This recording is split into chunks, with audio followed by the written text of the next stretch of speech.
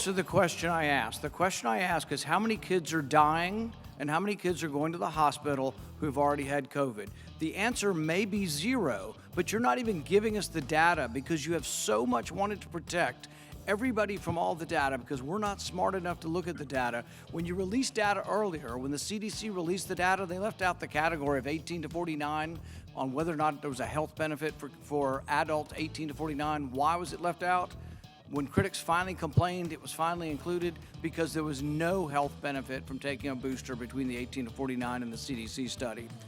Another question for you. The NIH continues to refuse to voluntarily divulge the names of scientists who receive royalties and from which companies. Over the period of time from 2010 to 2016, 27,000 royalty payments were paid to 1,800 NIH employees. We know that, not because you told us, but because we forced you to tell us through the Freedom of Information Act. Over $193 million was given to these 1,800 employees. Can you tell me that you have not received a royalty from any entity that you ever oversaw the distribution of money in research grants? Well, first of all, let's talk about royalties. That's the question. No, that's the question. Have you ever received a royalty payment from a company that you later oversaw money going to that company? You know, I don't know as a fact, but I doubt it. Well, here's the thing is, why don't you let us know? Why don't you reveal how much you've gotten and from what entities? The NIH refuses. Look, we ask them. We ask them. The NIH, we ask them whether or not, who got it and how much. They refuse to tell us. They sent it redacted. Here's what I want to know. It's not just about you. Everybody on the vaccine committee, have any of them ever received money from the people who make vaccines? Can you tell me that?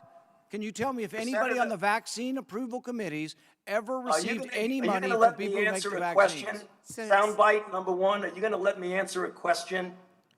Okay, so let me give you some information. First of all, according to the regulations, people who receive royalties are not required to divulge them even on their financial statement, according to the Bayh-Dole Act. So let me give you some example. From 2015 to 2020, the only royalties I have was my lab and I made a monoclonal antibody for use in vitro reagent that had nothing to do in patients. And during that period of time, my royalties ranged from $21 a year to $700 a year, and the average per year was $191.46. It's all redacted, and you can't get any information on the 1,800 scientists. Your time is So long. we want to know whether Senator or not Paul. people got money from the people who made the manufacturing. Senator Paul, vaccine. your time is long over.